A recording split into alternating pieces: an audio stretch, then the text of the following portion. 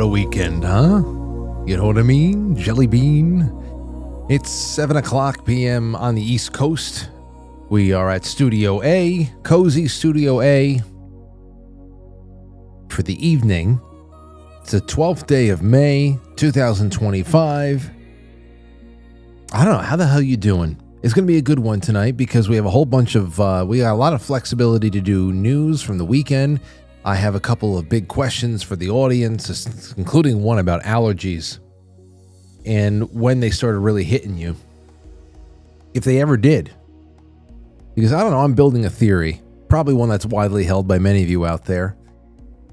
And then we've got, I don't know, there's updates, there's trade updates, there's big pharma updates, there's plenty of time for open lines. I've got a couple of voicemails here from over the weekend that we can get to, but I can't wait to open lines to see what's new in the world of methylene blue. I'm sure that there's at least 25 people that are going to want to call in to give us some updates on methylene blue. So we'll have that. And then, I mean, that's it, because there's plenty here. And there's a lot of fun stuff. There's interesting, serious stuff, but not too serious, I don't think. Not until we get to like the second half and all that.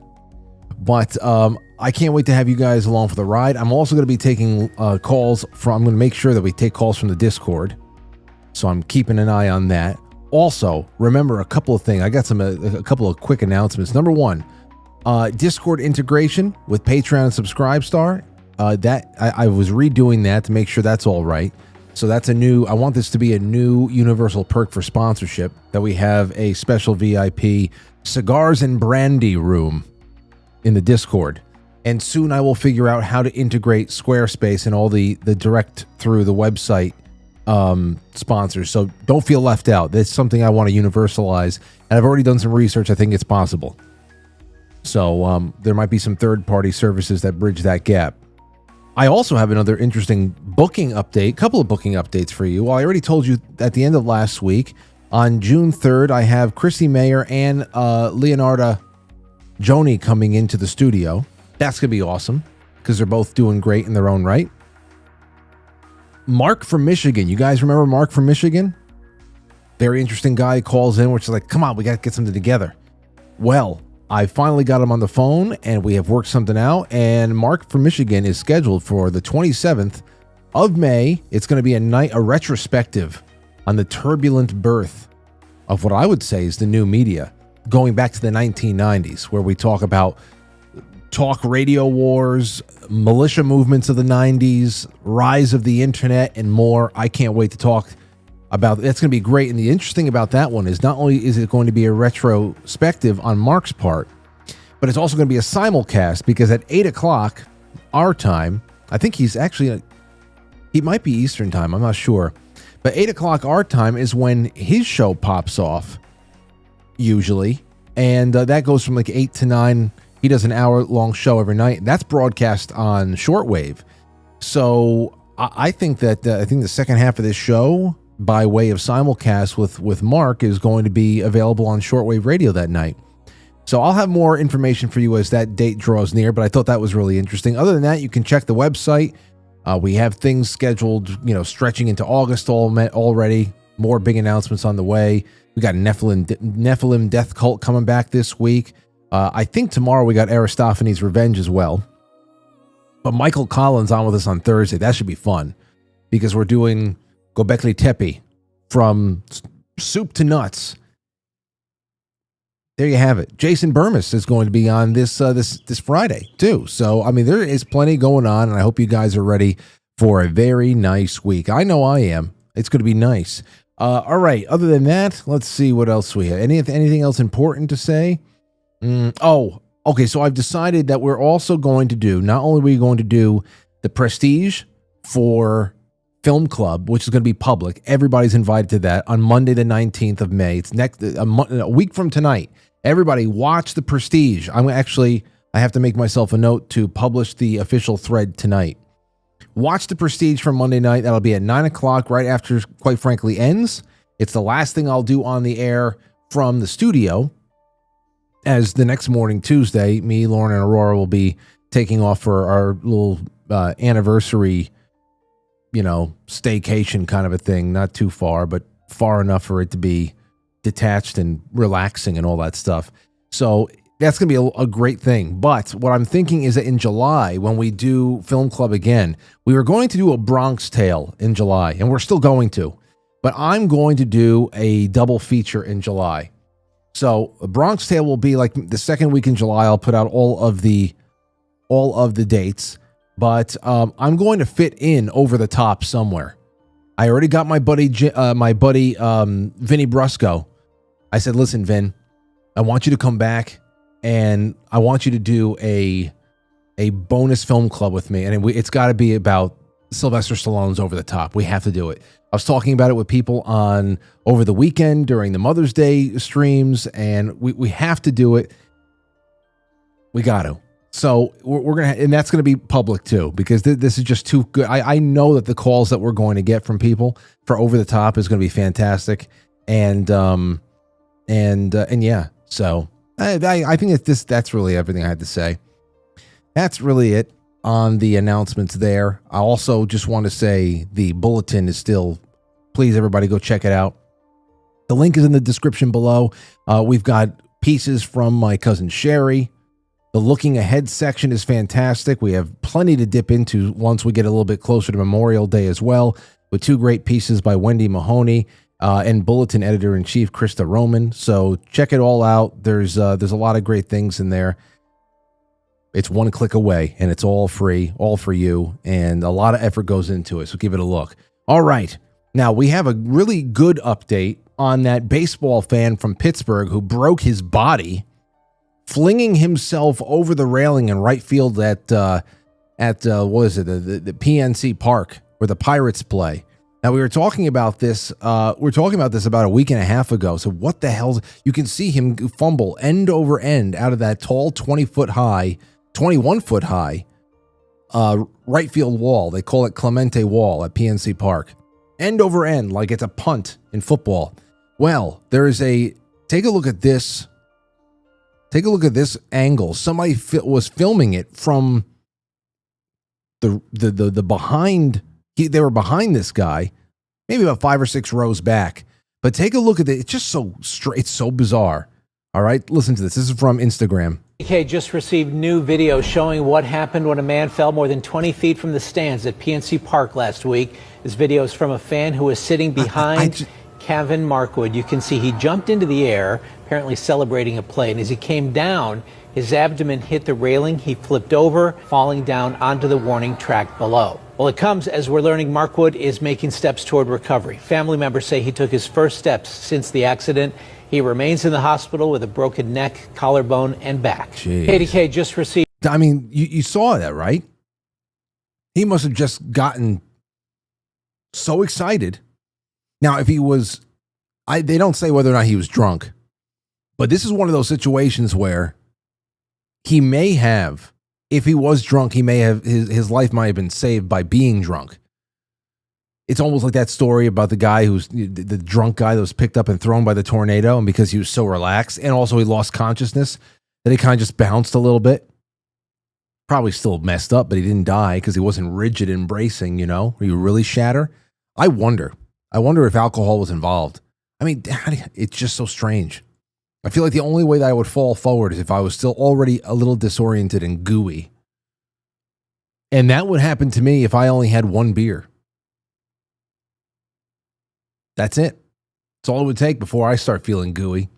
Whoa, Frank's a lightweight. No, it's worse than that. It's worse than that. All right, here's another one for you. Some lighthearted news around the baseball world. This happened in college. The Clemson Tigers, I want to call attention to one of their pitchers. His name is Drew Titsworth, okay? His name is Drew Titsworth, and this is one guy. I mean, first of all, this play right here, take a look at this. He's about to pitch the ball, and you're about to see a really great comebacker, okay? He's just going to snag this line drive right out of the air, but take a look at this. Fast at bat. Boom. Line drive, look what I found. Got to charge those. Now, he just grabbed that thing, dropped it. Yeah, whatever. Ain't gonna bother. No sweat off my ass. But his name is Titsworth, and his number is 00. He's got a pair of tits on his back. It's perfect. And everybody's saying the same thing in the comments, and I will say it too. This guy comes to the major leagues. I will own his jersey. I haven't bought a jersey in years. But just for the lulls, I will own this guy's jersey. Only thing is that it wouldn't work if he had any other number other than 00. And I don't think I've ever seen a... Has the major leagues ever given... Has any franchise ever given out... Hold on. Has any Major League Baseball franchise ever given out 00 as a number? I know 0 has. 00, anybody? Other than a bat boy? Several Major League Baseball players have assigned the uniform 00 to players, while uncommon, 00 has been used by various teams. Okay, Toronto Blue Jays in 1985. Okay. Cliff Johnson, 00. Milwaukee Brewers, Carlos Rodriguez wore 00 in 2024. Other teams, at least 17 other teams, have issued 00 at least once. Atlanta Braves, Diamondbacks, Orioles, Red Sox, Cubs, White Sox, Rockies, Detroit Tigers, the Yankees. Who, George Costanza? Who was 00? It doesn't matter. Now there's hope. If Titsworth comes to the major leagues and some franchise is based enough to let him have 00, because, tits, then this is great. And I think this is a win for American culture, if you ask me. It is. It's a giant win. All right, well, rejoice and be glad, everybody. We'll be right back. The coronavirus, we pray that it be dissolved with healing, with healing, with healing. Your cervix, your penis, your vagina, your buttocks, your colon.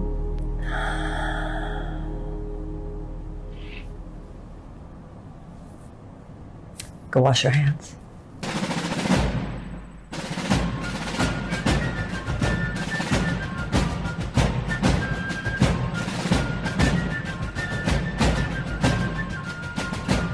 You let one ant stand up to us, then they all might stand up.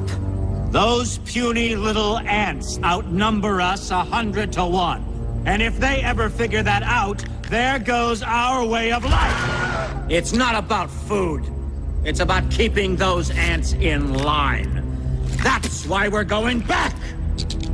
Does anybody else want to stay? That was my bad. Anyway, so there's more on that coming, and welcome. All right, so did anyone see any part of that 7-hour and 50-minute marathon? It was like walking through hell. The Whatever podcast. It was streaming last night. Jay Dyer was on there. Him and this other guy, I don't know, I forgot his name, going up against the 5 or 6 women, discussing whatever they do. They could discuss about relationships and dating and secular culture and all that stuff. And it was really, most of it was really just Jay and the other guy fighting with this female protege of that Destiny dude. Just a pedantic motor mouth who scribbles things nervously into a notepad. She might be on far less substances than Destiny, so I give her that, but it was rough. Lauren and I were watching almost for 2 hours. I don't know how we did it, but it wasn't because we had a choice. There was like a tractor beam there. And I texted Jay Dyer this morning. I said, dude, how the fuck did you do that? He said it was torture. Torture. In fact, I bailed sometime around 10:30, somewhere around there. And this morning I went to go check to see how much longer they went. And that's when I saw 7 hours and 50 minutes, where if you scroll from start to finish, you can see the sun going down and it becoming black as night, because it was night. Oh shit. I don't know. I shared the link in the Telegram and in the Discord and all that stuff, and just saying, hey, you guys see Jay, but that was like, at some points, you get into those kind of back and forth, and it's just everybody's just rolling in mud together, and a lot of it's unbecoming for everybody. But still, I don't know if you saw it. A little goes a long way. A dab will do you, as they say. All right, so that's out of the way. Here's some of the big news. Let's see. Some of the big news of the day, which, I mean, I'm not reading too deeply into it, but here it is. U.S. China reach agreement to lower tariffs in a 90-day cool-off period. During a Monday morning press conference, President Trump told reporters that trade negotiations have led to a total reset in U.S.-China relations. He added that he may speak with President Xi Jinping later this week. More headlines from Trump's press conference, courtesy of Bloomberg. Total reset with China. No decoupling with China. Doesn't include cars, steel, aluminum. We'll speak to Xi maybe at the end of the week. China deal not the easiest thing to paper. So here's a little bit of what he said. In addition, yesterday we achieved a total reset with China after productive talks in Geneva. Both sides now agreed to reduce the tariffs imposed after April 2nd to 10% for 90 days as negotiators continue on the larger structural issues. And I want to tell you that a couple of things. First of all, that doesn't include the tariffs that are already on, that are our tariffs, and it doesn't include tariffs on cars, steel, aluminum, things such as that, or tariffs that may be imposed on pharmaceuticals, because we want to bring the pharmaceutical businesses back to the United States, and they're already starting to come back now based on tariffs. Okay, so there's a little bit more on that. U.S. Treasury Secretary Scott Bessent appeared on Bloomberg TV to discuss the newly announced 90-day suspension of most tariffs between United States and China. Now, what I was getting from most people, well, from a lot of people who there can't be anything good about this, like Newswire says, U.S. agrees to lower tariffs on Chinese goods from 30 down from 145%. And China reduced tariffs on U.S. imports to 10, down from 125. And for people whose programming only dictates they can say that this is all bad and everything Trump is doing from a trade standpoint is poison and it's not working, they're just like, oh, I guess we can't win this one. I guess Bessent told Trump that we can't win this one. And I'm sitting here, I'm thinking to myself, we go from 145% and 125% U.S., China respectively, to U.S. tariff on China to 30 and China tariff on U.S. to 10. What am I missing? That looks like there's a lot of pressure that has left the situation. So the situation has been significantly depressurized, but there is still, 30-10 U.S. to China. It still seems, what am I missing? So I don't know. It seems I'm okay with whatever. I'm just sitting back and watching how all this pans out. And it seems like a lot more work is being done, and I will just read here with you and see what you guys think. It is, in fact, open lines in the second half. Open lines on Discord and through the phone system over here, so you can call in and let me know. Frank, here's what I'm looking for with this, and here's what I think is happening, and here's why I think it's not going to work, and here's why I think it's already failed or why it's already won. Write them down and bring your argument in. Then here's this. Trump targets big pharma, slashes drug prices with the most favored nation rule, aims to cut out the middlemen. President Trump on his new executive order lowering prescription medicine costs. Medicaid costs are going down and Medicare costs are going down because of what we're doing today. That's what Trump said. This is a clip that was taken by Libs of TikTok. I think you're going to see a tremendous cut. I don't think. I know you're going to see it in Medicaid and Medicare. That cut will be massive because drugs are 50-60% of the cost. So Medicaid costs are going down and Medicare costs are going down because of what we're doing today. And there's no, it's not like, oh, gee, well, maybe it won't happen. It's going to happen because the other countries have no choice. Now, the drug companies are going to have to say, listen, if you don't pay more, we're not going to give you the drug, and they're willing to do that. Okay, well, to go into the details a little bit, He'll sign an executive order to reduce prescription drug prices. Now, off the bat, I mean, there's probably a lot more I have to learn about this. But I come from a mindset that, aside from market interventions, there's really nothing that the presidency should be able to do to impact the price of anything, unless you're taking market intervention stances and all, whatever, just controls or whatever the hell it is. I'd just like to see something that's is this a short term something to get us to a place where deregulation and competition is added into the effect a little bit more. And the other thing there too is I think we were talking about this during the coffee stream this morning, is that if there isn't liability, I think that I would love to see the FDA and the FTC just take a hike. I'd love to just see that a lot less protection there for these pharmaceutical companies are there, and you'd probably see people taking just the right amount of time to make sure that they can bring something to the market that's not going to kill anybody. Because if they don't get it right, they know that they're going to pay a lot more than they've been made to over the last 40 years. And I think that's more important than anything. And obviously, when you talk about Medicare, Medicaid, and the way that things are covered, and just health coverage in this country, that's something else.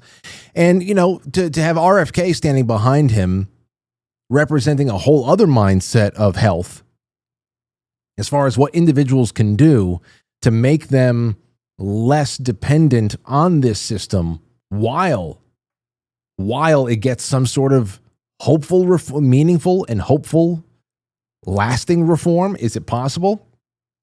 We will see. Let's see here. He said the most favored nation policy would tie the prices the U.S. government pays for certain medications to lower rates charged in other developing or developed countries. The president pledged to eliminate middlemen from the drug supply chain to make pricing more transparent and direct for consumers. Additionally, the president said select medications would be imported to help drive prices down further. Trump warned if necessary, his administration would launch investigations into pharmaceutical companies, vowing to confront the pharmaceutical industry complex and powerful pharma lobby groups. Well, the order is set to be a major hit to the pharmaceutical industry. And, well, we got this from Zero Hedge, a tweet. If Trump bans pharma ads on television, half the mainstream media would die overnight. I would do anything. Oh, if you think about how impactful that is, like, just think about it. It's not just about the inconvenience of commercials, whatever. If you look back at any kind of commercial, go watch a Macy's Thanksgiving Day Parade, broadcast from 1998 tonight. Not only, you're probably going to want to watch the commercials more than you watch the actual parade. It becomes nostalgic a little bit.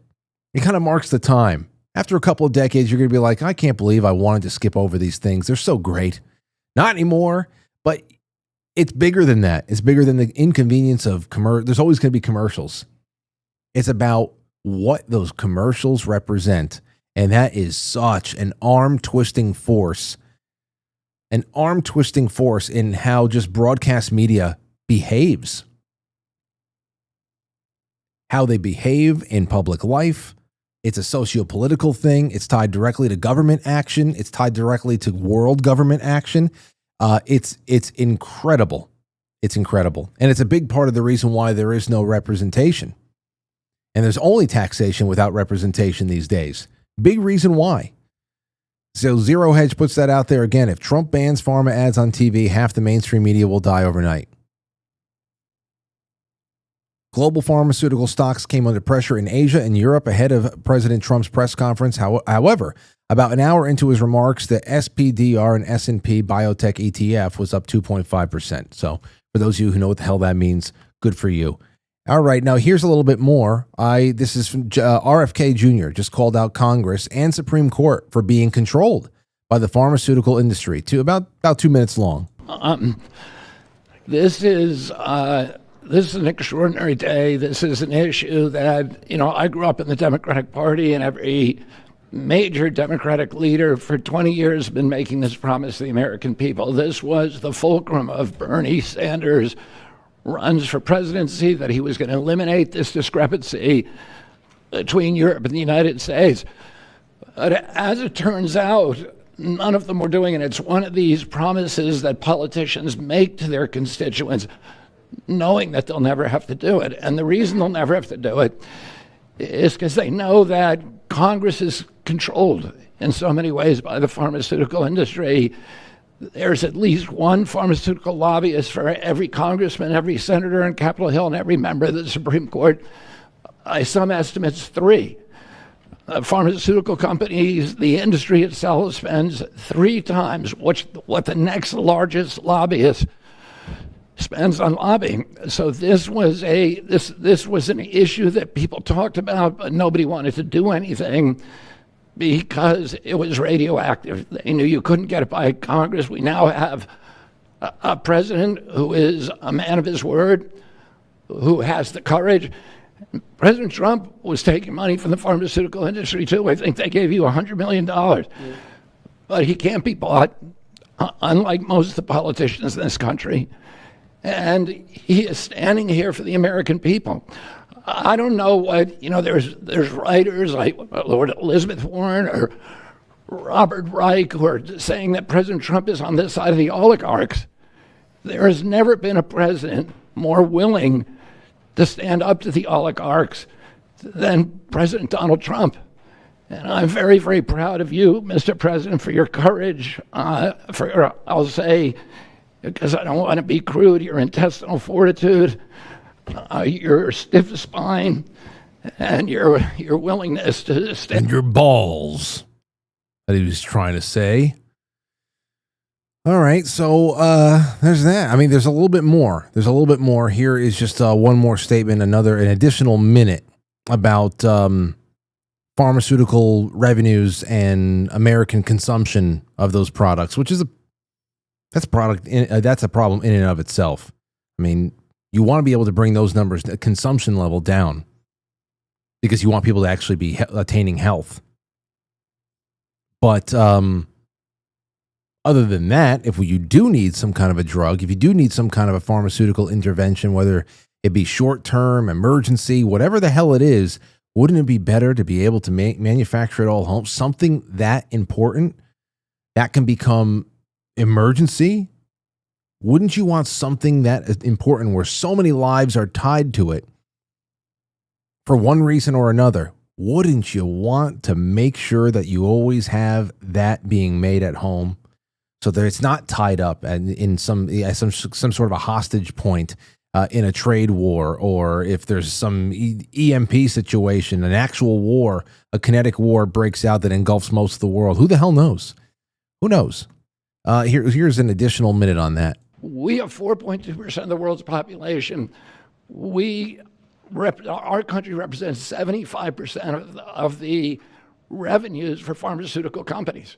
4% of the global population represents 75% of the revenue for pharmaceutical companies. That means 75% of the consumption, because people aren't buying pills and, framing them, putting them up on their wall in their man cave, whatever the hell.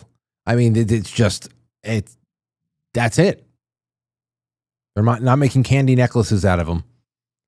So that's insane.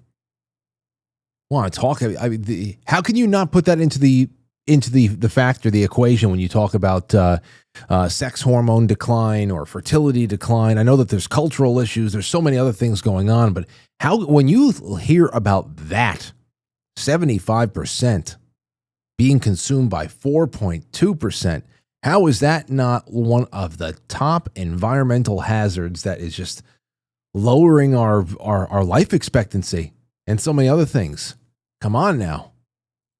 We spend in our country $1,126 per capita on drugs. In Britain, they spend about $240. They spend 1/5 of what we do. And this is true across Europe. And the drug companies, Europeans, if you ask them, it made no sense what they were saying. America has to pay for this innovation or it's not going to happen. President Trump is saying to our European partners is you've got to raise the amount that you're paying for those drugs and pay for your share of the innovation. That the United States is no longer subsidizing that. If the Europeans raise the price of their drugs by just 20%, that is $10 trillion that can be spent on innovation, and the health of all people all across the globe is going to increase. $10 trillion. $10 trillion. Again, think about it. If we represent 4% of the world and 75% of the consumption, I mean, obviously there's actual numbers out there, but you can just imagine what that is if you consider how much less Europe is consuming. Where if they raise their prices for just 20%, you're talking about $10 trillion. Man, that's a lot of blubber. That's a lot of blubber right there. Okay. So here's what I have for you guys. I want to go to open lines. God help us all. I want to go to open lines and I want to see what the hell what you got going on out there. But this is the first thing I want to give you. Okay?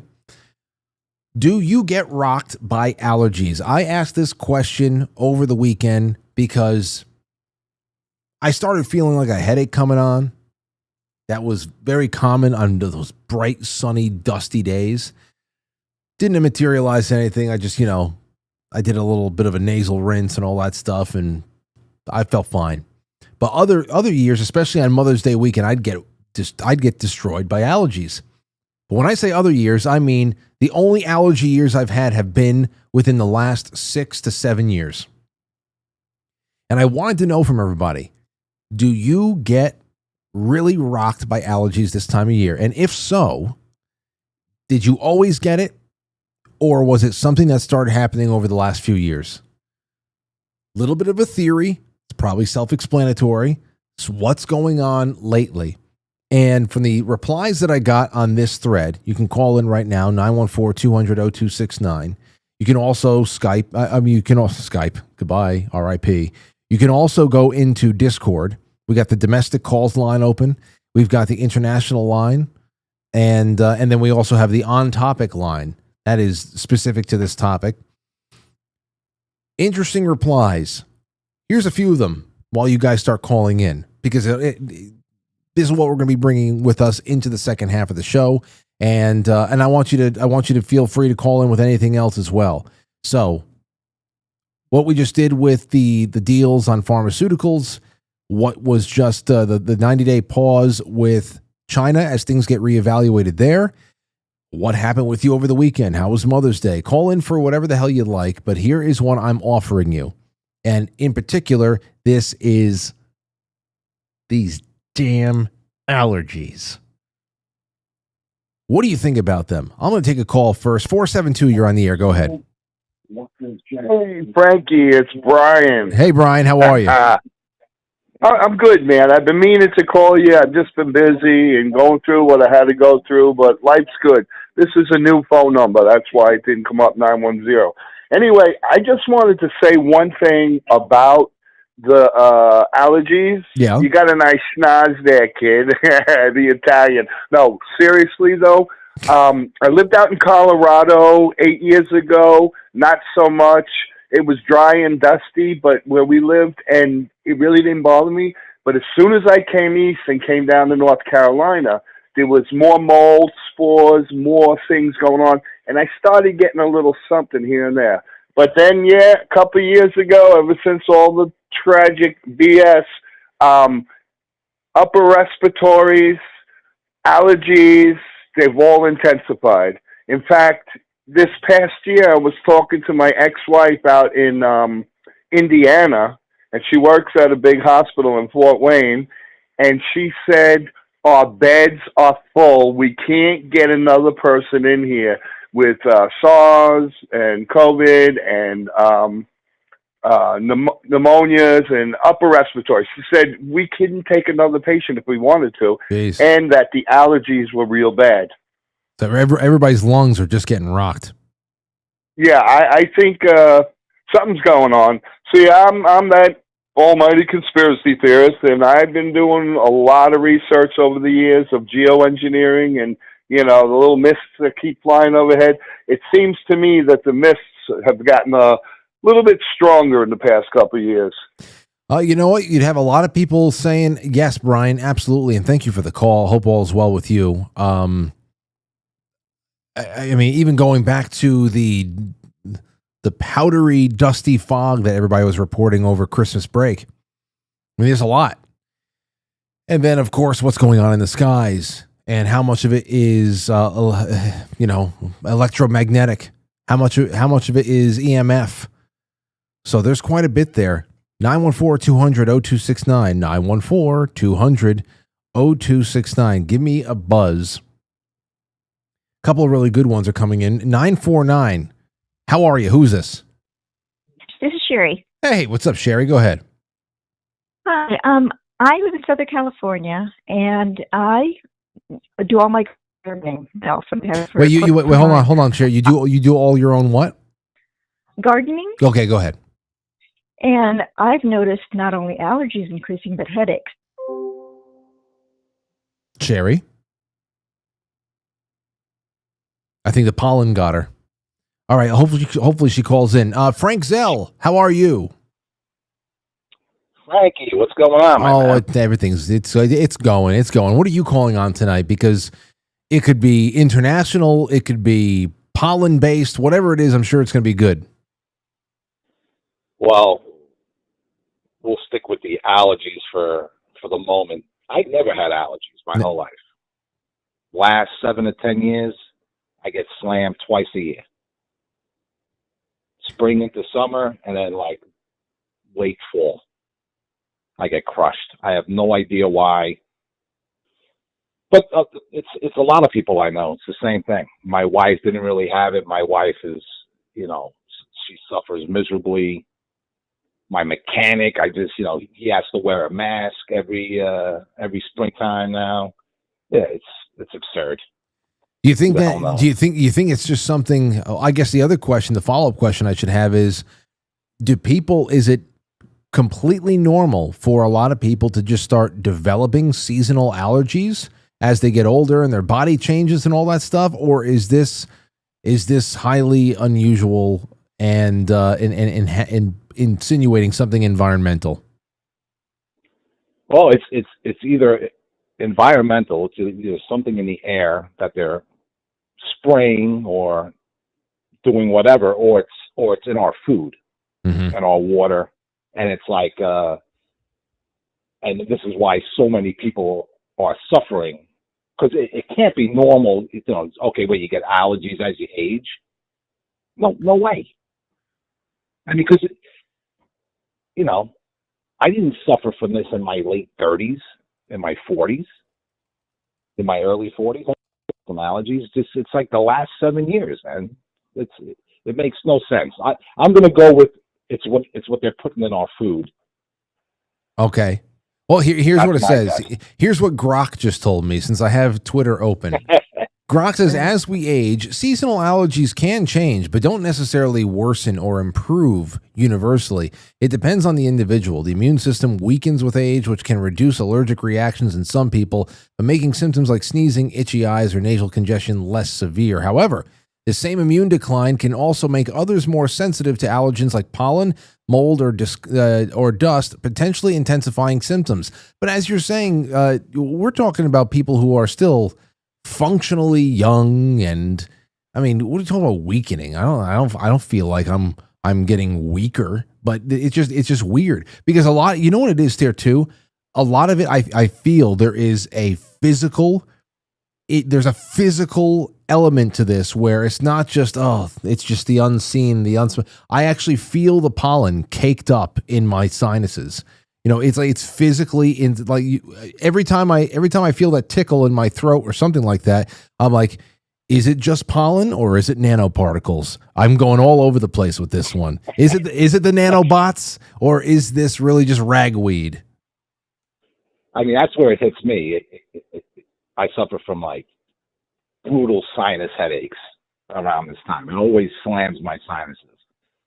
But yeah, I mean, who the hell knows, Frank? Okay. Well, anything else you got for us, my friend? Oh yeah. I mean, I got a couple of things. Going to the pharmaceuticals. I mean, it's about freaking time. I'm glad he stuck to this and he actually went through with it and did it. You know, it's about time we stop subsidizing the world.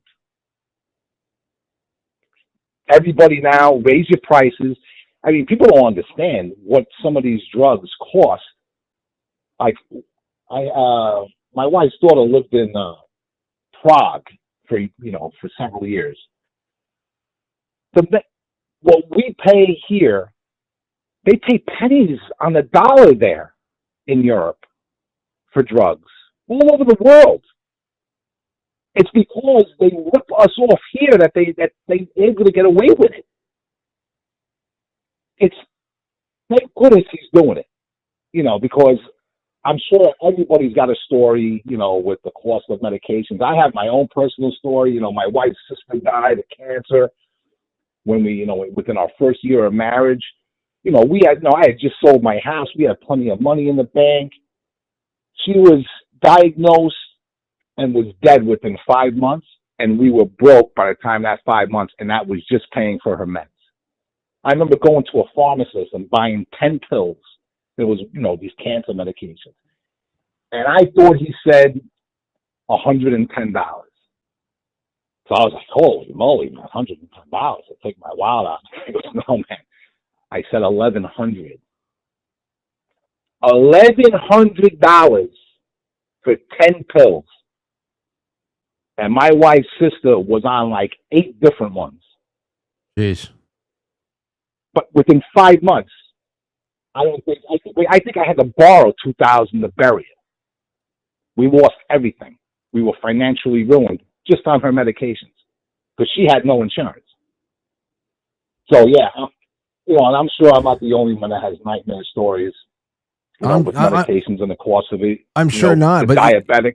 So wait a second. So as far as and this is something that I when it comes to defense and military, I know we've talked about this for many years on this show, because when we talk about European style governance, when people talk about European nations and how they're able to universalize all these different types of programs, not only is it because they are, countries that are, at least they used to be completely homogenous culturally, ethno states that are the size of individual American states, where it's a lot more possible and feasible for people to be able to share costs like that, because you're so monolithic in that respect. It's a lot more feasible.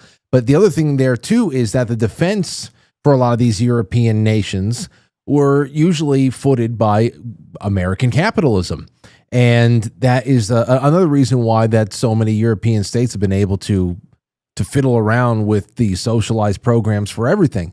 So I knew at least a lot of the tenets of the military side of things. But when it came to the pharmaceutical subsidies, this is something, again, I'm just learning about for the first time, to hear that the United States is part of the reason why people are always like, oh, our costs are way down out here. And it's funny to me, because now it makes all of the America bashing you get from European citizens from one state or another on the internet all the more ironic, because they're always talking about how bad our healthcare is and how expensive it is and all this other shit. But it seems like, just with everything else, we are the reason why they are even in a position to compare our disparities between cost and access. And that's absolutely, it's the first time. Absolutely correct. Yeah, absolutely correct. American exceptionalism allows them what they have. That's it. It's for the military. You know what? NATO. Who pays the bills for NATO? We do. There would be no NATO without us. We flip the goal militarily. We flip the goal from a pharmaceutical standpoint. Enough. At least cut the pharmaceutical prices down. Whatever he's going to do, 30 to 80%. And give people here a break, and have people in Europe, like the clip you play from RFK, have you raise it like between 10 to 20%. It's not going to kill them, because how can somebody pay $200 for a bottle of pills, a 30-day supply here, and somewhere in Europe you're paying $10. There's something seriously wrong. And it's the same thing. We get punished. The world siphons off the greatness of this country. It's just like the tariffs. People bitching. People don't understand how tariffs work. It's if we tried to negotiate every single trade deal with every country, it would have took up 4 years of his presidency with trying to do it with every country. So you slap them all with tariffs across the board, which is what he did, and you bring them all rushing to the table, and you get it done. And you start renegotiating these stupid trade deals. And he got rid of NAFTA in his first presidency. And that never should have been signed. Ugh. Well, I'm glad you called in on this. I'm glad we got a bunch of stuff on the table. We haven't heard from you in a while. Last time we spoke, I got one question. For you. You mentioned a guy earlier in the show that you're going to have on, guy from Michigan. Yeah. So when is that? That's going to be. When are you having him on? Mark. It's going to be on May 27th. It's going to be my second day back from Memorial Day weekend. Yeah, because I'm really into when I heard you talking about it, because I can relate. Because the 90s were a fascinating time, especially like early on and with the militia movement. So I'm really into it, because militias were gaining in popularity. They were, and my insight into that, Frank, has only been rising, and it's only because of my late night listening leisure listening go-to, which is I'll find these TalkStream radio channels that do nothing but stream old coast to coast Art Bell episodes from the mid to late 90s and like 2000, 2001, around there. And I have just been so surprised at the level of concern that not only Art, but all the callers had for the militia movements that were just constantly in the headlines at that point. And of course, you add in Waco and Ruby Ridge and all these other things that are going on, and all these kind of like tinderbox situations there. I didn't know anything the hell was going on. You're talking about me going through middle school at the time. I knew that Bill Clinton had gotten in trouble with Monica Lewinsky, but we weren't really paying attention to anything else. We had our own militia in the backyard. So it's crazy to see how really tense things were getting in this respect, and I can't wait to get a little bit more into it. Yeah, I mean, you see, but the militias were popping up all over the country, and it wasn't in a bad light at the time when it was happening. Well, the death knell for it was that 2 to 3 year stretch. I mean, you had Ruby Ridge, so that was like 92. Then you had Waco, but that only fueled it. Like, what happened in Ruby Ridge, the people in the militias were like, you see? Look what they're doing. Look at what the government is doing to its citizens. And then you had Waco, where they just murdered everybody there. If you've never seen Waco, Rules of Engagement, it's an absolute must-watch. They burnt it down. They knew what they were doing. They kept everybody back. And then they had some guys standing around, and when the women and children tried to run out, they shot them. They murdered a bunch of children, American citizens. I mean, I still can't believe what happened. And then, of course, the death knell for the militias, when they were demonized, was the Oklahoma City bombing. Yes. That was the end. That was the destruction of the militia movement in this country. Now, I was involved with a group, a really big group out west that was, it was in Montana. They were known as the Militia of Montana. And you're talking, you know, serious anti-government guys, because, I mean, you think of it now, it's like, oh, you're crazy. But when you're coming to the realization of what's happening to your country, like I always say it, you guys are, it's a good time to be awake because you're not alone, right? You have Twitter, YouTube, you have a million podcasts, you can listen and you can communicate with other people who are like-minded. Man, I mean, never mind, like coming, like for me, I woke up in the late 80s. I was like 18, 19 when I saw something very wrong was going on. And then never mind my stuff with child sexual abuse and my, you know, from 20 on forward. But you have nowhere to turn to. Every member of your family thinks you're crazy. All your friends think you're crazy. There's no internet. There's no nothing. So you are stuck. If I didn't have my brother, forget it. You know, Frank. The other thing there too, and I can't wait for that night to come. And I hope that you, just from your standpoint, you and Jim should really write me 3 to 5 questions from in a retrospective sense, just things that you remember, you want maybe a little bit more insight on, because, you know, Mark Kernke, who's, you know, that's Mark from Michigan. He was a very big name in this militia scene, and he's in the heart of it. And I just from reading his Wikipedia and talking to him a little bit and finding a little bit more out about him. So that's going to be front and center. If you guys have any, I hope you send me like maybe 3 or 4 burning questions from that time period. And I'm already seeing a strange like, you know, I don't know, just there's 2 different societies that are juxtaposed right now based on what you were just saying.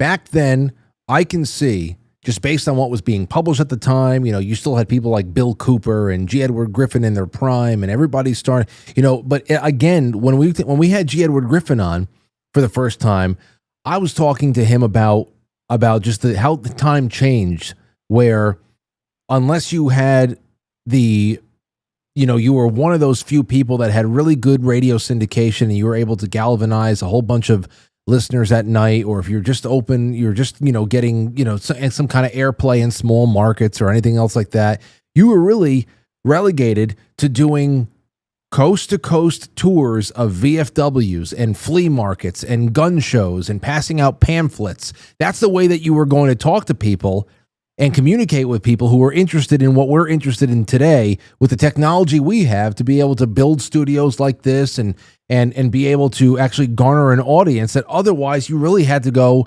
and, you know, sell books out of your trunk. You had to sell albums out of your trunk. You had to go where people were and just kind of cobble together a little bit of a network of those who were even willing to entertain what you were putting out there. And yeah, in that respect, you were, even though we were limited in that kind of communication standpoint, it seemed like it was easier to get people together and form things like militias than you have today, where everybody is able to talk to each other a lot more. Perhaps we're seeing a lot more clearly. We're able to, but there's a lot more chances for obfuscation. There's a lot more chances for people to poison the well for one movement or another. And we've already suffered so many wounds as far as, you know, January 6th, that whole op over there.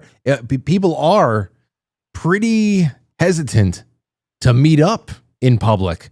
Maybe that hesitation is starting to wane a little bit more, but it's just an interesting juxtaposition where it seemed like there was a lot more readiness of the American, I don't know, you want to. You bring up a very good point, Frank. Now, while we didn't have the way to communicate and find each other back then, I mean, it still happened. Like when I joined the militia of Montana, it was because of a book I read, and somebody mentioned it, and I was like, "Oh, well, let me check these guys out, man," because you know they're seeing the same stuff I'm seeing. They're seeing this country get sold down the river. You know, let me contact them, and then you get a number, and then you call them up. And man, then they mail stuff to my house, like literally brochures the militia of Montana had. And I'm like, look at these freaking guys, man. I almost moved there after Waco. Waco was 93. Yeah, I think I almost moved there after Waco. I almost quit my job at UPS and was going to move to Montana. They lived on a compound. Yeah. They didn't even use dollars. They had their own currency. I'm like, that's what I'm freaking talking about, man. I want, I don't want to go down with the ship. Yeah, and that's when, when you're more idealistic when you're younger, and then you find out, that their deeper beliefs are not beliefs that I hold, that they were racist. So I had to abandon them. So by the late 90s, I was done with them. But yeah, people still feel the same today as they do then, but now they fear it. It's because, one, the militias were demonized after OKC, and it's gotten worse. And two, yeah, you fear meeting up, and being and taking an anti-government stance because you fear retribution. Yeah. You fear that there could be somebody in the FBI in the group. Like, that's what happened with Ruby Ridge. Yeah. That's how that whole freaking thing started, man. They lost their rat, and they tried to get this guy to become their rat. He said no. They set him up, said they sold him an illegal shotgun, and then it was on. And it wound up costing him, his wife, one of his kids.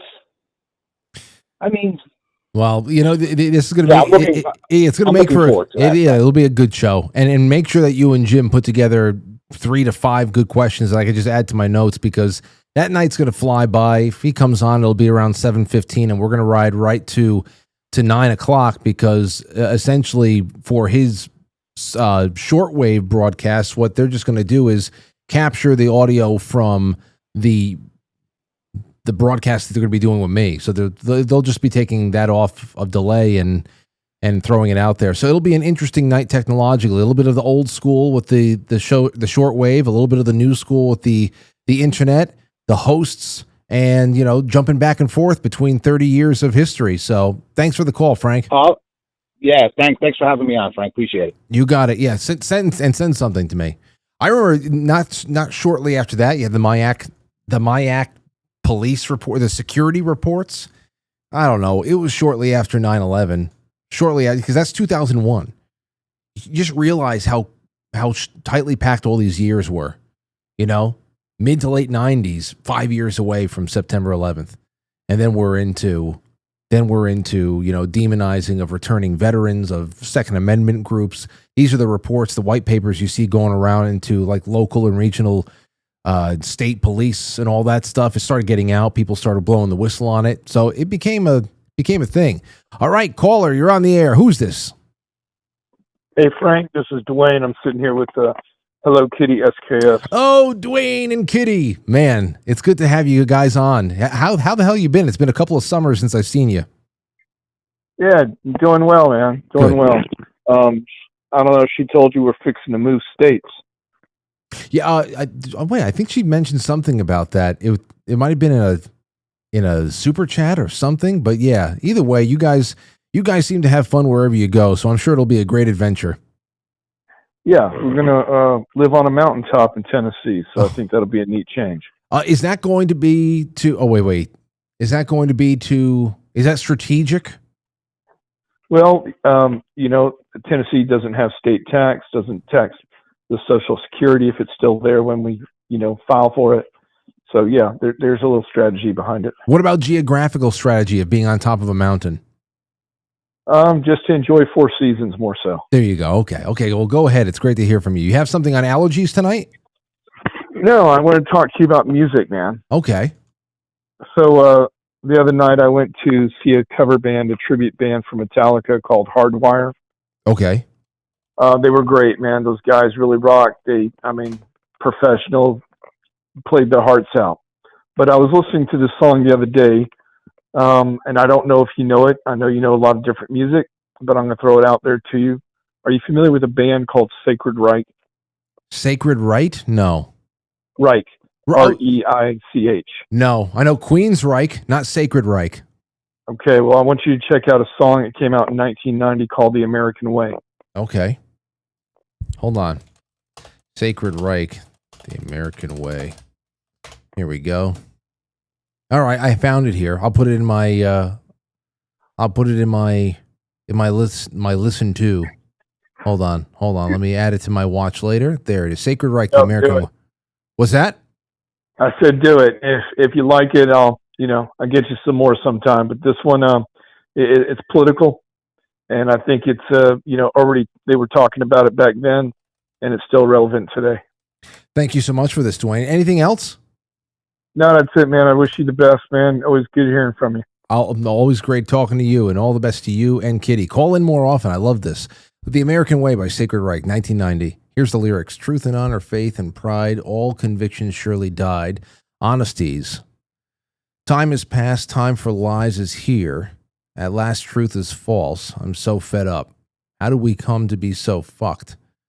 Hate, fear, pain, death, all our country has got left. Well, there's a lot here. Don't look at your TV, all of us, or what you see, looking glass into our lives, that what we watch is what we buy. Priorities are out of whack. Who's next to stab our back? Doesn't it make you mad to have lost all that we've had? Yeah. Speaking of Metallica, that's why I say the shortest straw. The Injustice for All album is great. It's great for that stuff. And somebody had sent something in to me, and I wanted to save it as a bit for when Anthony is on here too. Somebody sent something in, and I put it in for my Saturday notes about Injustice for All, and somebody redubbing it with new bass guitar. Now I know that years ago somebody did and Jason for All, because very famously Lars Ulrich had Jason Newsted's bass buried in the mix after Cliff Burton died. It just very, very thin. It's a brilliant album, but sonically it could have been a lot better. And somebody just put down some more bass to it, and it sounds so beautiful. And I wanted to go into that and a few other things with Anthony on maybe on another episode of The Brothers. But Queensryche, well, let me see. Queensryche. Empire lyrics. Next message. Save Saturday at 9:24 p.m. Sorry, hold on. Last night, the word came down. 10 dead men in Chinatown. Innocent. Their only crime was being in the wrong place at the wrong time. Too bad, people say. What's wrong with the kids today? I tell you right now, they've got nothing to lose. They're building empire. Johnny used to work after school at the cinema show. Got to hustle if he wants an education. Yeah, he's got a long way to go. Now he's out on the streets all day selling crack to the people who pay. Got an AK-47 for his best friend. Business the American way. East side meets west side downtown. No time. The walls fall down. And then it goes into a really, it's like foreshadowing to System of a Down kind of soliloquies in the middle of it. In fiscal year 1986 to 87, the local, and this is all just spoken over music. Local, state, federal government spent a combined total of $16.6 billion on law enforcement.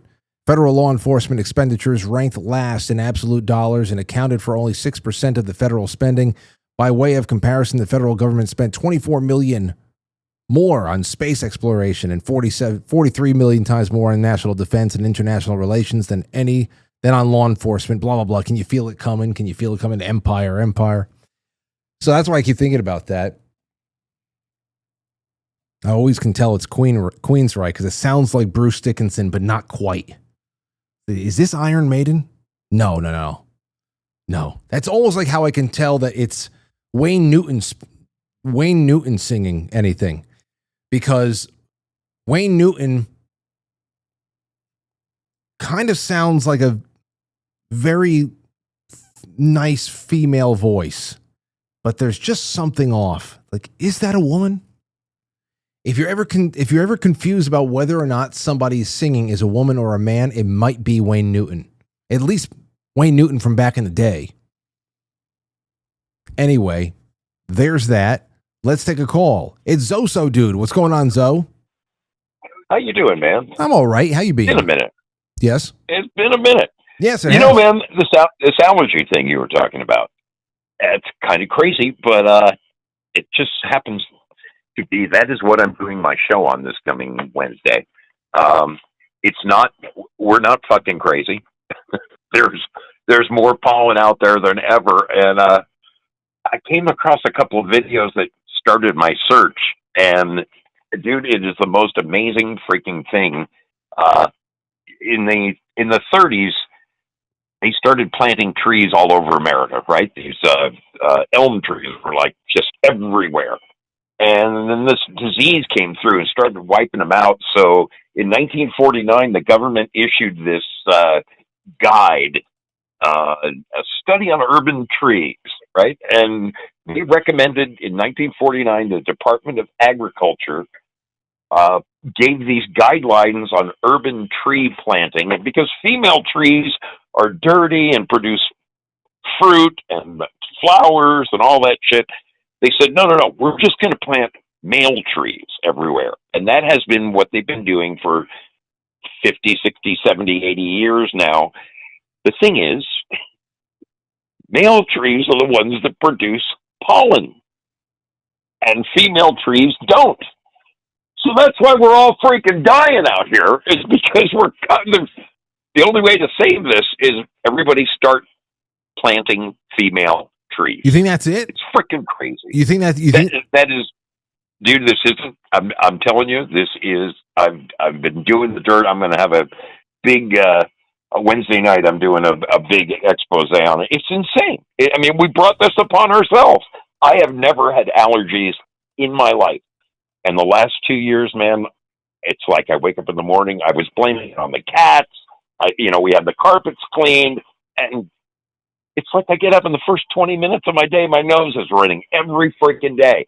I have never had allergy. And I started digging into this, and it's crazy, but it's true. We've planted nothing but male trees across the whole freaking country, especially the people in the cities. That's what it is. You know what? I wouldn't be surprised if that's part of it. I'm just thinking, when you're talking, and when you say 1930s, are you talking all throughout the country, or are you talking about the trees that they're planting specifically to combat the Dust Bowl? No, I'll just share a brief thing from this article. In the 30s, the introduction of a disease called Dutch elm disease began a decades-long process of wiping out almost every urban elm tree in the U.S. Then a University of Georgia study explained that there's two types of trees. There's dioecious, which are trees that have male and female, attributes. But there are also other trees. What the hell is the term? Monoecious, which means they can be either fully male or fully female. So in 1949, the Department of Agriculture said, we don't want those dirty female trees. They're too hard to clean up. We got to, we don't want our gardening team working their asses off. Just plant male trees. And male trees they're just pollinators, man. Yeah. And we are paying for 80 years of male trees. That's what it's all about. I remember we did. I don't know how this all ties together, but I don't know if you remember this or not. It feels like about 2 years ago now. I did a show about the American chestnut tree, and I remember. I called in that night. Yeah, it was something like Elm's blight or something was going on there, and the chestnut tree is a very interesting story around there too. I have to go back into the archives. That should be interesting though. I gotta. Hopefully, I can peek in on at least a rerun of what you do on Wednesday night. But that's real good. Okay, I'll add that to the theories as to what the hell happened. But I gotta say, Zoe, if a lot of these trees that are the culprits right now were planted in the 1930s, we're talking about almost 100 years later, then why the hell is it that everybody I'm talking to is having such a hard time when they never had a hard time with allergies in any part in their life, just within the last 6 to 7 years, it feels like? Oh, no, I agree. I agree. Now, let me just correct that. It's since the 50s. Since the 50s, they decided to plant male trees only. But no, you're absolutely right. There's something the last 5-6 years that has really stepped on the pedal, man, and brought this on strong. It's crazy. Well, it's crazy. All right. Well, Zoso Dude Mystery Ship will be covering this on Wednesday night. Hey, let me ask you this though before we leave. Are you going to be motorcycling across the country the end of summer this year? Because if you, I am. I'm planning on September this year. Well, then, I'm dude, trying to get into some of the hot places I couldn't get to during the summers, but I'll be through your neck of the woods sometime in September. Well, I mean, September 6th is the Quite Frankly event. You have to be at that. Oh, well, enlighten me. I It's the last 5 shows. I broke my phone, and my first night back in a week. It's pissing me off. I was jonesing for Frankly. Well, what's happening September 6th? I'll talk. Well, we just announced it finally. Save the date at least on Friday night. But we are Jay Gulanello and I have secured a nice little venue for an official meet and greet and night of light entertainment and everything else. It's going to be limited attendance event, but it's the first of what hopefully is going to be many. And I want as many characters there as possible. So you have to find a way to time your arrival in the tri-state area for that evening at least. So we'll talk about it off the air. Color me there, baby. I will go to. I'll take a northern route first. I'll come home through the south. All right. Fantastic. Sounds awesome. You got it. Talk to you soon. All right, buddy. There you go. Later. Now we're going to get a picture of Zoso Dude and King together. And there you have it. Two worlds collide. All right. Here's a little picture of what is this? A man in heavy equipment taps a tree and sends massive pollen cloud into the air. This is CBS Philadelphia from 7 years ago. But trust me, it's just as bad. Welcome back, and here's some video that might make you sneeze just by looking at it. Eyewitness News viewer Jennifer Henderson says her husband was picking up brush in Millville when he noticed a lot of pollen on the trees. Look at that.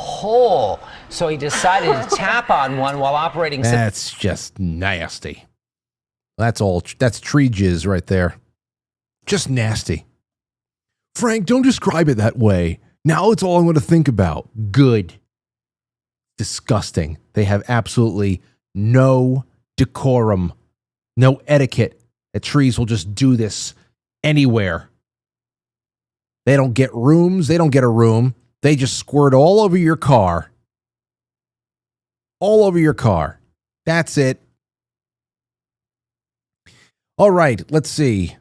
I mean, you can find videos like that all over the place. All over the place. And it's all over.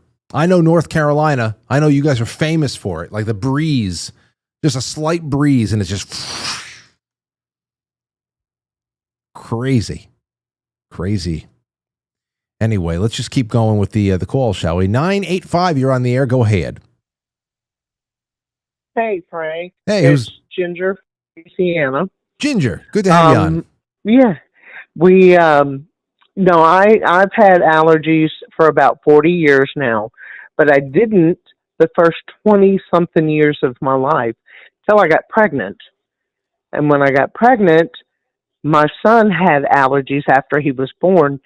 I don't know if he transferred them to me, but the whole time I was pregnant and then ever since then, I have had major allergy problems. But that's been since the 80s.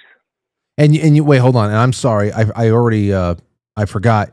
Prior to your pregnancy, you had allergies and they got worse, or you had none. No, had no allergies at all ever. He gave them to you. And I did once I got pregnant with him. It bloomed. I mean, I could not. The doctor even had to give me medication because I kept sneezing and cough. I mean, it was bad. Well, then after that, now. We had Katrina down here about 20 years ago. Now, I didn't have any trouble with the mold. A lot of people had allergies to the mold and stuff that happened after the flooding and all of that.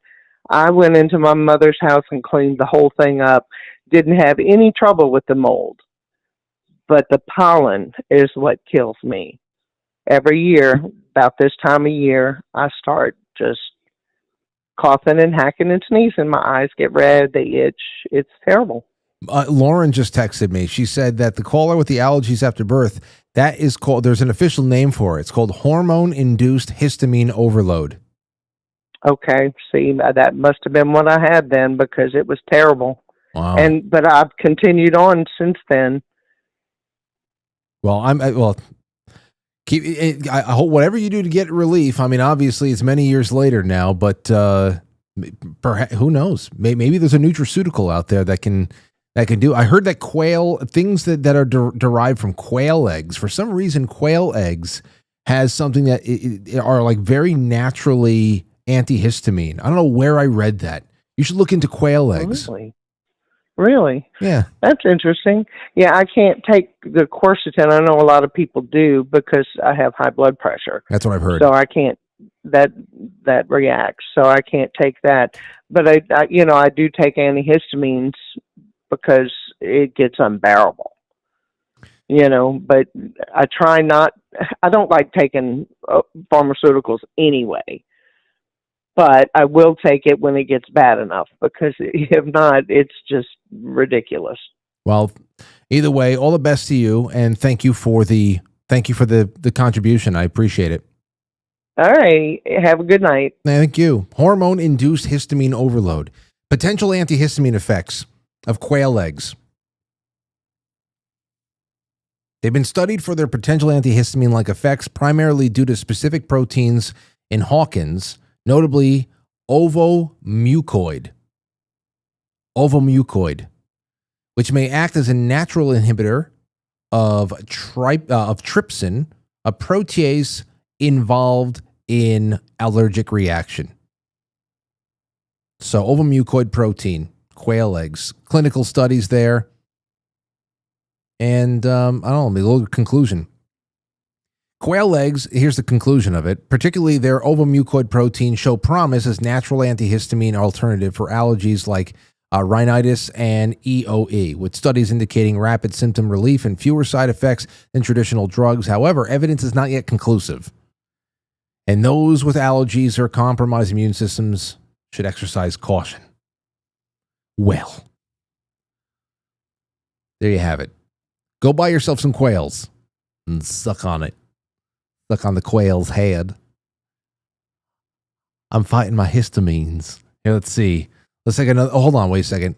Really quick, we're going to take just a quick breather, and I'm going to come right back, and we're going to get to some of your super chats, and then back to your calls. And ladies and gentlemen, I am taking a moment to let you all know that if you want tons of behind the scenes content, like the Sunday streams, which you got a peek in on the one that we made public on Mother's Day, film clubs, book clubs, please consider becoming a sponsor on Patreon, Subscribe Star, or directly through the sponsor page on quitefrankly.tv. A lot of great fun options there, from Polaroids to pen pals to postcards. It's all there. And we're giving away, for all signups, coffee, Keto Brainz, all types of shit. Just giving all away. Just thank you so much. And that's all I can say. Thank you, and help keep us independent and firing on all cylinders. I want to be able to continue on with the things that we're starting to dabble with. So thank you, and back to the show. All right. Over on pill.net, Hogleg, thank you. The Sentinel says, great show, Frank. Regarding the presser with RFK, I believe the 75% of revenue from 4% of global population is about price more than volume. We do take more than most other nations, but it's not that 7.5 billion. It's not that the 7.5 billion take 25% of the drugs that all American. Well, hold on, 7.5 billion that take the 25% of all the drugs that America takes. I'm going to do that math in my head a little bit. So if you're talking about just shouldering costs and it's not totally tied to consumption, okay, I'd like to see those numbers. Because I know that there's an obscene amount that we are consuming for just that 4%. But if you have something else you can show me, actually, I can research that myself too. Either way, I'm interested to see and learn more about just how much that American what the U.S., the role we played in subsidizing what Europe has on their table and in their medicine cabinets. because I never thought about that. Never thought about it. Most of my complaints about what we're doing for the rest of the world, obviously, when we talk about trade imbalances, there's that. When we talk about intellectual property theft, there's that. And of course, most of my criticisms and my complaints come with what we're doing with domestic policy. You know, what the rest of the world tries to do to us is really secondary to what we do to ourselves. Because if we bent over backwards to empower American entrepreneurs, small to large, then there's really nothing the rest of the world would have to just follow in our steps. We're too much of a powerful unit. But the people who run the show over here, really run the machine over here, don't look at us that way. And we're a bargaining chip for what they're trying to achieve on a global sense. And, the rest of the world, they don't look at cultures. They don't look at distinct cultures that are worth preserving. They don't look at cherished histories and sovereign economies. They look at districts. They look at economic corporate districts that need to be maintained and people that need to be subdued. So there's that. So I want to learn more, because from the pharmaceutical standpoint, I never even considered that until I started hearing this, which is another reason why I believe that this is all so very positive.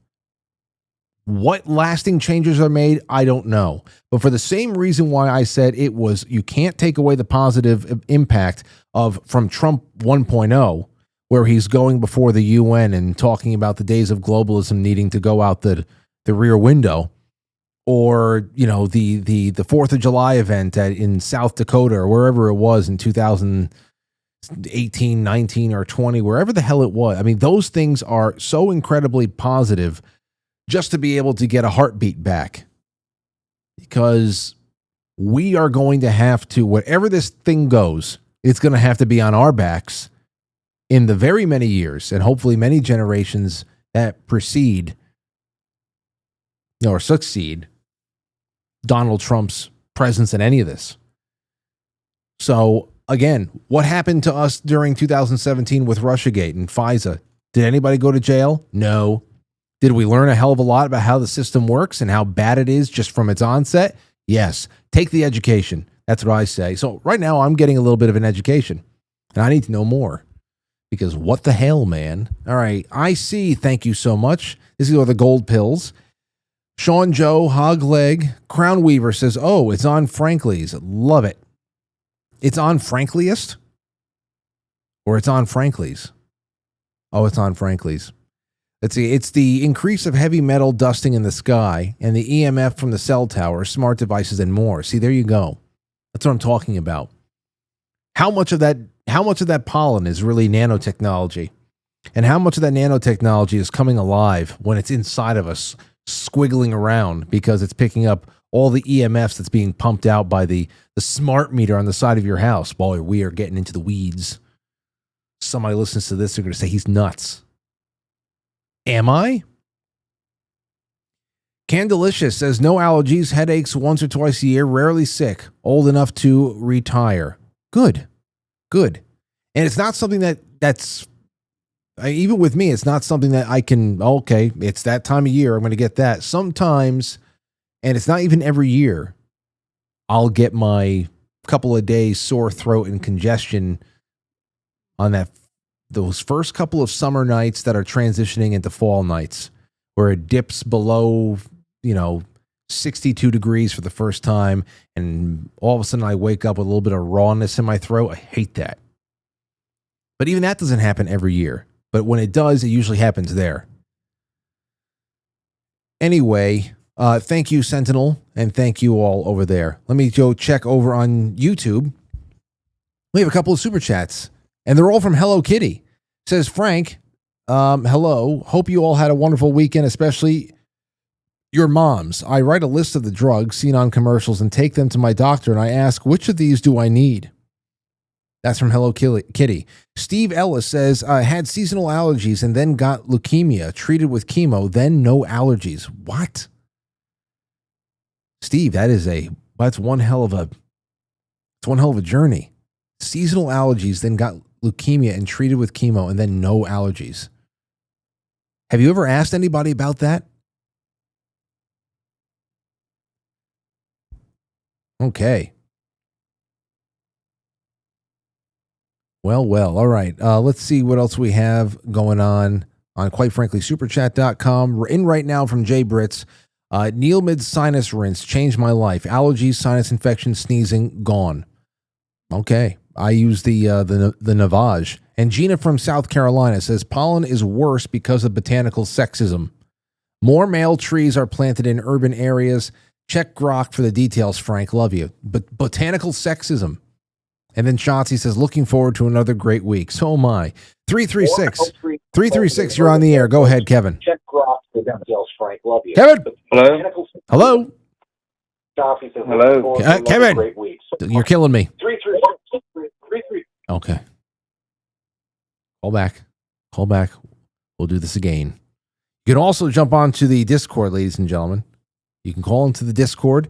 If you're over there hanging out, just jump on in. And we'll do that. 612, you're on the air. Go ahead. Oh my gosh, it's so funny. Every time I feel like I'm gonna call Frank right now and I'm gonna get through, and every time I do, it's so crazy. Hey Frank, it's Carly Ted. So I have a theory about the allergies. Okay. Actually, a solution. You remember, I've gone back and forth with you a few times on Patreon, and I do long fasts through the month of March. Well, I started that a few years ago. It was like 4 years ago. I did a 21-day fast, and that's just liquids like pea, celery juice, juiced, not from a bottle. And my allergies went away. So I went to the naturopath, and I was like, what's up with that? I live in Minnesota, and at that time I had done the fast in early March, late February. And he's like, well, no, that makes sense, because if you're fasting, blah, blah, blah, science stuff, I don't remember his explanation. But the meat and potatoes of it is that's when my allergies stopped, is when I did those extended fasts. And to this day, I do a 30-day, sometimes 45-day fast, liquid only. But keto, Brainz, and coffee, because I love myself enough to not die. So that's it. I still don't have them. So maybe put that in your bucket. Ask Julio Gulinello about that one. Yeah. Okay. So this is not just like hey, I did it once and they stopped coming back. It's just that now every year you pencil in a 30+ day liquid fast around March to prepare just for allergy season. No. I don't do it just for allergies, but it is a side benefit that I realized, that I recognized several years ago when I did the fast and asked my naturopath about it. Now I still do the fast. It's for cleansing. It's for spiritual reasons. It's just good for you, right? But it's just an added benefit. But I found out about it by doing a 21-day fast like 4 years ago. Let me real quick before we get off here. So when you're doing a 20 to 30 day fast, which is, I mean, that's just like miles above what I've even attempted, and I have sometimes trouble getting past 28 hours.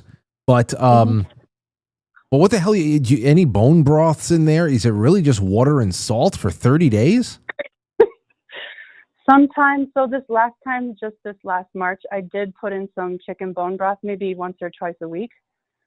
And with seasoning, because seasoning makes life better. So I would put in some lemon pepper seasoning or something organic. And otherwise, I would use something called Fasting Today, which is has a lot of amino acids in it, and then like magnesium and potassium, so that I don't just atrophy. But otherwise, yeah, it's tea, water, some broth. For the first week or two, I'll juice. Are you exercising at all during that time, or you're just trying to maintain? Lightly. I'll go for walks, and not too much, because it makes me feel like I'm gonna faint or whatever. Jeez. But you get after the first 2 weeks, it gets easier, and I wouldn't do something like lifting weights or whatever, but I'll go for walks, do some stretching, like somatic exercises, kinds that are both stretchy and strengthening, gentle stuff.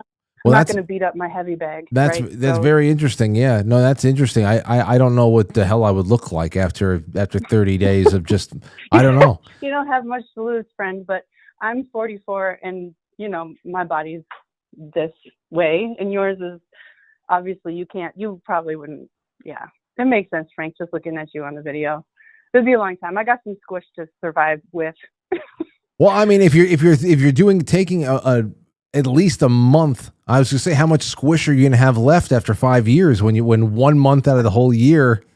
I mean, I guess I guess for the It's other usually about 15 or 20 pounds that I lose in the first 3 weeks. Oh yeah, and then, but then and then after that it's like 25. So usually we'll go down like 3 or 4 sizes. Okay. And then as soon as I start eating again, about 10 will come back on and stay. So Right. I would have guessed, like, which I have every plan to do, keep doing it. I guess eventually I'll get back to my high school weight or whatever. But I'm not that, I'm 6 feet tall and I weigh about 190. Right. So it's not like, you're 6 feet tall. Wow. yeah. You're an inch taller than I am. Well, we could do a really high five together, Frank, if we ever meet in person. Yes, we could. Are you athletic? Can you jump? Yeah. No, see, I played basketball briefly because they dogged me about it in junior high. Come play basketball because I've been this height since. And I was they made 13. you the center? No, Frank. I went to practice one time. I took a rebound to the face, and I was like, absolutely fucking not. This is not for me. And I joined the track team instead and refused to do hurdles because, again, I didn't want to fall and hurt myself. But I was fastest even of the boys because at 13, being 6 feet tall, like I outstrided people. Yeah. Right. And then I tore my thigh muscle and I was out for a year and then I started doing drugs. So sports weren't really my jam anymore. Jeez, this is Carly. This is one hell of a story here. One hell of a timeline. Well, I'm glad that you're in the groove now, and I had I had a good time learning about it because that is I don't know if it's a goal that I'm striving to attain, but I know other people have done. Thanks for the call, by the way, Carly. Mm-hmm, yeah. Yeah, you know who else? Thank you, Carly. Kevin James. I forget who was interviewing Kevin James, but he did 30 to 40 days or something like that. I mean, he dropped a lot of weight, Kevin James. And one way or another, it takes a lot of discipline and stuff like that. But to learn that in the process of retooling your day-to-day life, you also worked in a 30-day fast. Man, I'll tell you what happens to me. 28 hours goes by. It's like witching hour. 24 hours is easy. I get at least a 24-hour fast in every week, but I want to be able to do 48 to 36, like once every 2 months, just to throw something in there. Metabolic muscle confusion. If you know anything about training your muscles, cardio, any of that stuff, you need to be able to change things up. Muscle confusion. You have to be able to stimulate growth in some way, and that means to apply stress in new, unpredictable ways. Well, that's what I want to be able to do with this. And what happens is I get to that last night. Like, let's say I eat for the last time on Thursday night, 5:30 p.m. Then I'll make it to Friday night. It's 5:30 p.m. I'm like, wow, 24 hours in, cakewalk. Just going to be salt water, a little bit of black coffee, get my ass to bed, and when I wake up, I'm going to be in 36-hour territory, and I'm going to be cruising to 48. And then comes 1:50 a.m. I'm telling you, I will wake up constantly between 1:40 and 1:50 a.m., and my arms are tingling, and my legs are tingling, and I've got a pit in my stomach, feels like a black hole is spinning around in there, okay? It's like Gargantua from Interstellar. And the first thing I say, I completely give up. First of all, I completely give up. My body is telling me in that moment, get out of bed, you stupid fuck. Go downstairs and eat the leftover tuna and then move on to the Boulder Canyon avocado oil potato chips. Then have some provolone cheese, and then have something else. You know what? Might as well throw a little dessert in. It's just so, I've actually tried not to push it that far until I figure out what the hell I'm missing, because I would rather just keep a clean 24-hour fast in there, not screw up and eat at the worst time of the night. which is just the wee hours in the morning. I'd rather not do that at all, so I don't even attempt it until I figure out what the hell's going on here, because 145 to 150, it is nuts. It's like the dinner bell has rung, and I am strangled out of bed. That's it. All right, so back to the thread over here real quick about your allergies, and I'll take your calls. I see a couple more coming in. Let's see. Road Trip says a consistent regimen of local honey has helped me over the past 3 years. You need to keep it in your system, though. Daily is probably best. Hardly any reaction this year, and the pollen was awful. See, I thought that honey was actually high histamine. Is that wrong? Dr. James Joyce says, yes, only since the early 1960s. Il Discourse says, yes, the first question and the latter to the second question. Okay, that is, do you get rocked by allergies this time of year? And if so, did you always get it, or did it start happening over the last few years? A lot of people are saying it just happened the last few years. Never when I was growing up in Southern California. It wasn't until I moved to Washington that allergies were ever a thing in my life. Anne Rain says, I've never had allergies until a few years ago. Joe Elaine, in Florida, allergy season is earlier, and then up in New York, it was very bad this year.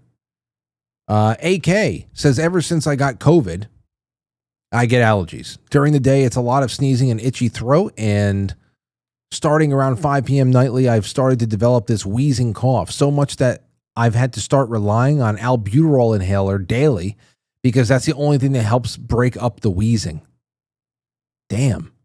Just the last few years, says Jules in Maryland. Never had issues prior, and only tree pollen, not grasses. Nikki says, I used to get seasonal allergies when I was obese. It hasn't been an issue since I dropped the weight. Well, that's good. Corey of Corey's Dig says, I had terrible allergies growing up. I had to get allergy shots for a few years to build immunity. Way better in my adult life, but spring was always the worst, and now fall seems to be the worst. I haven't had an increase over the past few years, with the exception of eyes itching more. And, there's a few people saying I always had them, but there are a lot that just said this started in the last 5 to 6 years. So I'm with you guys. I'm with you. There's something weird going on, and it's all around us. High altitude and wafting about. All that tree jizz doesn't help. Bet you any money it doesn't help. All right, that's all I have for you over there. Okay, well, back to the open lines kind of a thing. We have a bunch of people that are sending their thoughts in. Here's a couple. I just got a couple of voicemails here. One is from Joshua Stoner, longtime supporter of the show. I met Josh at the last health retreat in Martha's Vineyard with Jay Gulanello. Great guy, great family. Take a listen to this. Let's see what he has to say.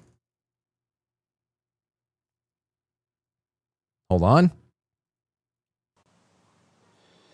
Hey, Frank.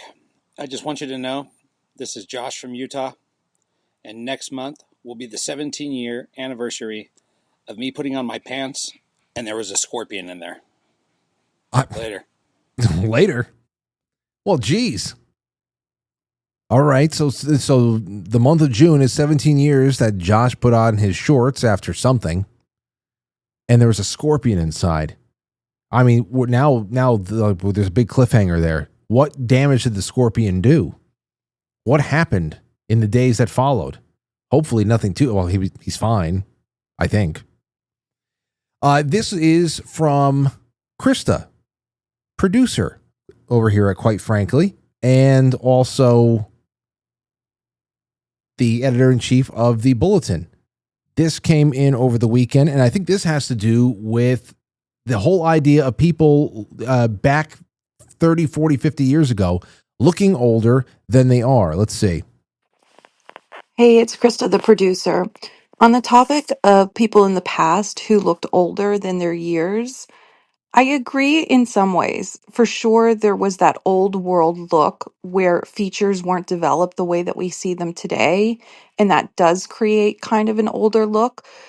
But in the same vein, if you look at children today, kids graduating high school, some of them do look very young and they're immature and they don't have that, 1990s teenager look that we're familiar with because actors were 25 years old playing, 90210 and Saved by the Bell characters. But there are a contingency of children that are graduating high school today who look like they're 50 years old. They have bags under their eyes, they're aged, their hair is thin, they look strung out. I think it's the nutrition, it's the environment, it's the vaccines. So to say that people in the past looked older than they do today, as far as young people go, in some ways, yes. But in other ways, no. The kids today, they look older in a different type of way. I'm an emotional older. Yeah, I got to ask, maybe I bring this up. See, I have to bring back some of my Little League players. Christian and Everett, who was here last May or June, whenever we did that episode, The Boys of Summer. They got to come back. And I already told you guys during the coffee meeting this morning, I got to bring on one of my old girl players. Actually, Christian should just bring on his sister because they all both played on the team with me. I'd love to catch up with her. But also my other player, Brooklyn, who, as I just said this morning, she just graduated from Villanova and she just destroyed it in college softball. And she's just been such an awesome, so proud of her. Really so proud of her. And she's been kicking ass since she was 11, 12 years old. Like nuts. And she's got to come on. Maybe because that would be great to get everybody in the same room. And just also talk to more Gen Z to ask them, hey, does everybody in your class, what do you think about the way that they look? Does anybody look strung out? Do you know what's straining everybody?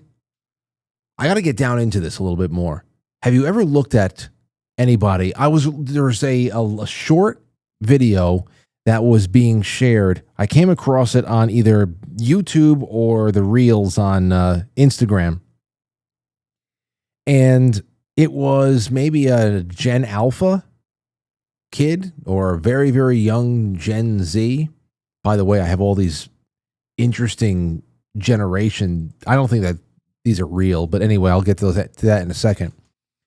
And it was this interview, this older, I don't know, some guy probably around my age is interviewing this young kid and just asking him about kids in his class and what it's like talking to them, especially if he doesn't have devices or anything like that.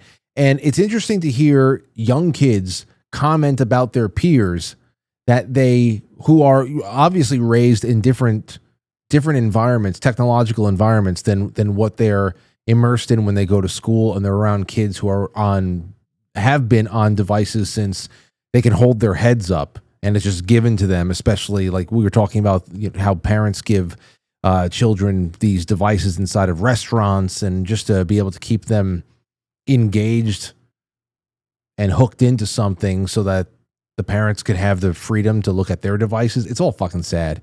Really is. But there's plenty of kids who have some really cutting commentary that they deliver on members of their own generation and how absent they feel people are when they talk to them, that they don't really have anything to give back in an exchange. So I want to get more insight on that, because last time that I had some of my players on with me last year, Everett and Christian started talking about that in particular, about it maybe dating too, how tough dating is and how interacting with people is really tough. I don't know how, I mean, that's even without even bringing politics into it. Anyway, it's called Fascinate on Twitter. Distinction between generations going back to 1433. I don't know who the hell made this up. I don't know who made this up, if it's real or not. 1433 to 1460 is the Arthurian generation. That King Arthur? The Humanist generation, 1461 to 1482. Reformation generation, 1483 to 1511. Reprisal generation. I'm from the reprisal generation, I was born in 1515. The Elizabethan generation started in 1541. The parliamentary generation started in 1566. The Puritan generation, God help us all, started in 1588. The Cavalier generation started in 1618. Glorious generation, 1648. How do you even get beyond that one? The Glorious generation. Oh, I'm a member of the Glorious generation. Enlightenment generation, 1674, gave way to the Awakening generation. And then the Liberty generation in 1724, the Republican generation in 1742, the Compromise generation in 1767, the Transcendental generation, 1792, Gilded generation, 1822, Progressive generation, 1843, the Missionary generation, and that's not a position, 1860, the Lost generation. Now, this one I know. So this is why I start thinking perhaps these are real. And I don't know where they have been. I don't know where they've been logged. But this is when I have recall on all the generations here, except for a couple of side notes here. And 1883 is the Lost generation, which I get that because this Lost generation of writers, this is where the Hemingways and the Fitzgeralds and the, that entire movable feast crowd that was hanging out in Paris, those American expats in the 1920s, that was that Lost generation of writers. So I can see that. The Greatest generation, we all know them. Then the Silent generation, 1928 to 45. Then the Baby Boomers, 46 to 64. Generation X, 65 to 81. Millennials, Zennials, Xennials. What the hell does that mean? I never knew this. Zennials. They call it the Oregon Trail generation. The Oregon Trail generation. I guess we're talking about the Oregon Trail computer game? Zennials. I never heard this before. That's 1977 to 85. So there's Gen X, and then there's this weird Zennials overlap generation I never heard of before that ends right when I'm born. And then you have Millennials, Generation Y, 1982 to 96. Homelanders. What? Gen Z is also known as Homelanders? Who made this? Did you guys ever hear about that? 1997 to 2011. And then Gen Alpha is 2012 to present. The Homelanders. Is that because of Homeland? Is that because of Homeland Security?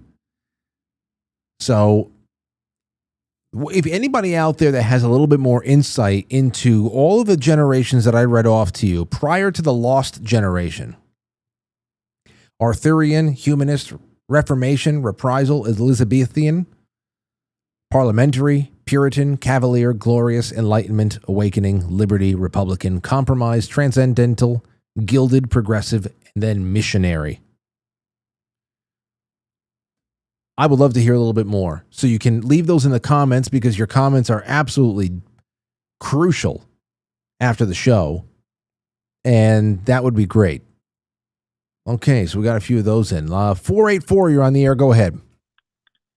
What's up, Frank? It's AK. Hey, AK. So I'm sorry about all your wheezing over there. Oh, by what? You're wheezing. Oh, yeah, I know. It's terrible. I tagged you in like this TikTok that I dropped in the Discord last night.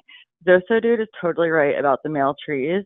I think it's like a minute and 30 seconds long, but you should play it. It's very interesting. Hold on a second. Did you tagged me? Yes, I did. All right, hold on, let me see here. You know what? Can you tag me again right now? Yeah, I will. And I'll look for it and I'll play that. Okay. All right. Talk to you later. Thank you. Bye. There's AK. Sounds like she's doing all right tonight. Sounds good. Thank God. All right, let's see. I'll wait for that to come in. And we got a few more. We got a few more over here. First of all, Sentinel says, Molly, Artie, and I are definitely down to come to Quite Frankly Save the Date event. That's our 34th wedding anniversary, so it will be a great experience and a memory. Well, be on the lookout. We'll have a lot more to talk about soon. Quite Frankly, thoughts. Let me see here. Oh, is that it? All right, hold on a second. Oh, I got to download this thing. Give me a moment. Here we go. No. Oh, it's a .mov. Is anyone else getting allergies? Hold on. Like way worse? I'll just throw it on the screen instead. Here we go. I'm going to play it now. Is like way worse than before. Because I recently stumbled upon something very interesting. So there's a horticulturist. Wait, let's go back to the beginning. Okay. He's like way worse than before. So he's asking the same question we're asking tonight. Is anybody getting allergies way worse than before? So he stumbled upon something. Stumbled upon something very interesting. So there's a horticulturist named Thomas Ogren, and he found that many cities planted only male trees because they produce only pollen, so they're easier to maintain, versus female trees, which produce fruits and seeds. Problem is, without female trees to absorb all the pollen, it just lingers in the air. He said that this practice started back from a guidance in the 1949 USDA Yearbook of Agriculture, which they recommended, quote, only male trees should be selected to avoid nuisance from the seed. Now, fast forward to today, scientists are saying urban landscaping is to blame for prolonged crippling allergy seasons. Now, this is not ideal for most people, but great for big pharma. Zyrtec, one of the most popular allergy medications, is experiencing a boom in sales. In fact, analysts are predicting that the total antihistamine market is projected to triple or almost triple in the next 10 years. And guess what Big Pharma wants to do to help cure us from our allergies? Plant more trees. Okay, a couple years ago, Zyrtec started partnering with a group called American Forests to support tree equity in 3 key cities, Phoenix, Detroit, and Washington, D.C. The result? Sky-high pollen levels in Phoenix, the Detroit metro area, and Washington, D.C. Now, are they doing this on purpose? Claiming so would be promoting a conspiracy, which, of course, we wouldn't want to do. But what I will say is that for-profit medicine will never be designed to cure illness, but rather only treat the symptoms in perpetuity. Well, I don't know about you, but I would love to promote a conspiracy. All right.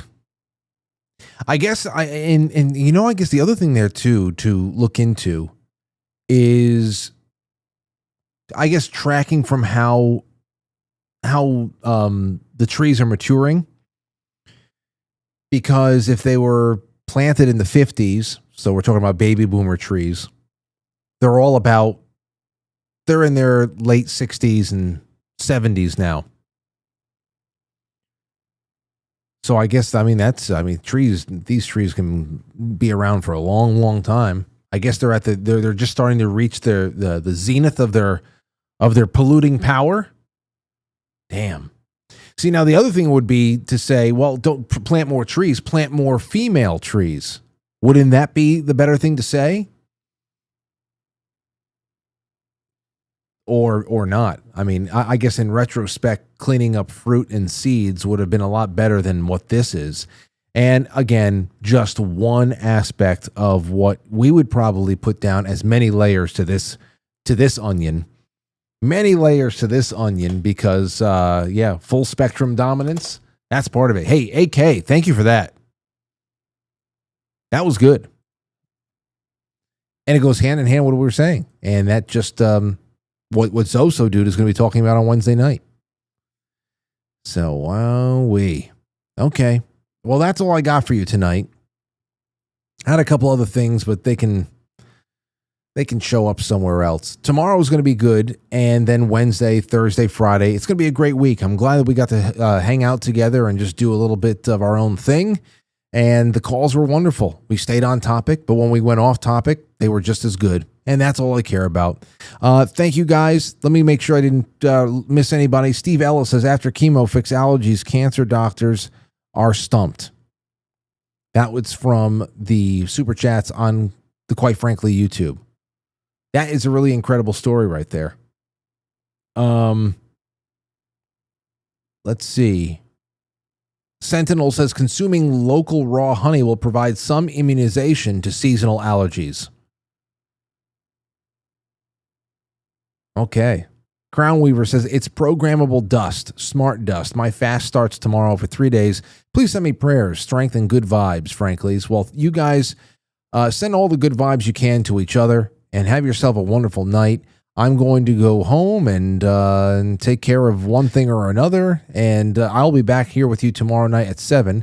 I'm releasing the Scratchin' on quitefrankly.tv, powered by Pilled. I see a Rumble rant just showed up from Grandma Grateful on Rumble. Says, you missed Generation Jones. Well, I didn't put that list together. Which generation is Generation Jones? And that's what I'm talking about. How legit is this list? So you can write into me, Frank at quitefrankly.tv. And tomorrow we will have more for you. I can't wait. So thank you so much. Thank you to Jay Britch and Gina from South Carolina. Shotzi. It's been wonderful. 9 hours ago. Oh, Bill DeDrill. Well, that was from this morning. How did it show up over here? Anyway, you guys have a good one. Thanks for everything tonight. Talk soon. I'll catch you on the flip side.